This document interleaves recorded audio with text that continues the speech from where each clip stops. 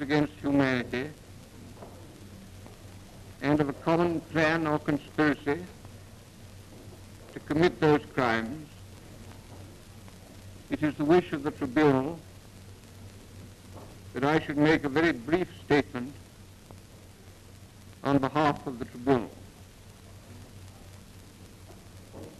This International Military Tribunal has been established pursuant to the Agreement of London and have approved the indictment on which the present defendants stand charged here today.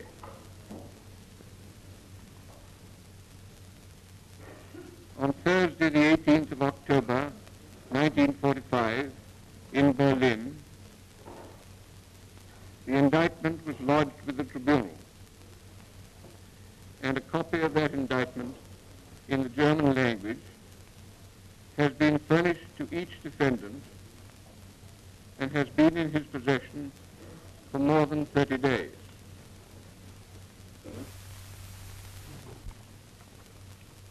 For these reasons, there is laid upon everybody who takes any part in this trial a solemn responsibility to discharge their duties without fear or favor, in accordance with the sacred principles of law and justice.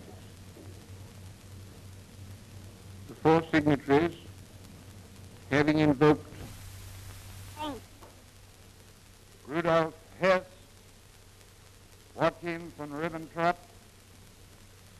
Robert Lai, Wilhelm Keidel, Ernst Kaltenbrunner, Alfred Rosenberg, Hans Frank, Wilhelm Fritz, Julius Streicher, Walter Funk, Halmar Schacht.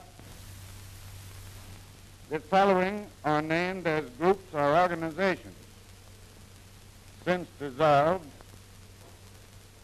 which should be declared criminal by reason of their aims and the means used for the accomplishment thereof, and in connection with the conviction of such of the named defendants as were members thereof. Die Reichsregierung, Reichskabinet, das Korps der politischen Leiter der nationalsozialistischen Deutschen Arbeiterpartei, Leadership Corps of the Nazi Party, die Schutzwaffen der nationalsozialistischen Deutsche Arbeiterpartei, the National Socialist German Workers' Party, also known as the Nazi Party, which had been founded in Germany in 1920. He continued as such throughout the period covered by this indictment. The aims and purposes of the Nazi conspirators were not fixed or static, but evolved and expanded as they acquired progressively greater power and became able to make more effective application of threats of force and threats of aggressive war. But certain other movements or groups which they regarded as obstacles to the retention of total control in Germany and to the aggressive aims of the conspiracy abroad. Accordingly, first, the Nazi conspirators destroyed the free trade unions in Germany by confiscating their funds and properties, persecuting their leaders, prohibiting their activities, and supplanting them by an affiliated party organization. I had its Jewish question solved only after the very last Jew has left the continent. The defendant Lai declared, We swear we are not going to abandon the struggle until the last Jew in Europe has been exterminated. The acquiring of totalitarian control in Germany, economic, and the economic planning and mobilization for aggressive war. Having gained political power, in the execution of this phase of the conspiracy, the Nazi conspirators did the following acts. A.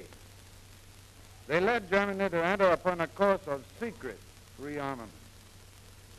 From 1933 to March 1935, including the training of military personnel and the production of munitions of war and the building of an air force.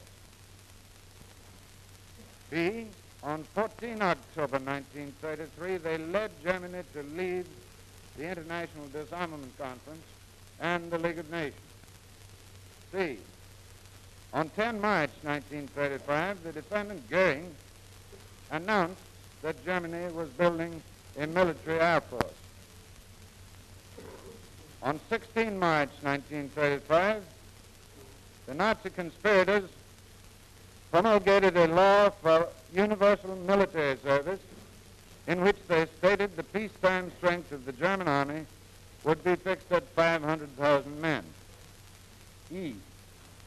On 21 May 1935, they falsely announced to the world, with intent to deceive and allay fears of aggressive intentions, that they would respect the territorial limitations of the Versailles Treaty and comply with the Locarno Pact.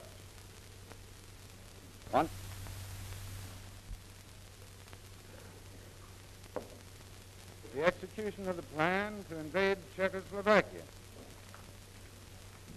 April 1938 to March 1939. Simultaneously with the annexation of Austria, the Nazi conspirators gave false assurances to the Czechoslovak government that they would not attack that country.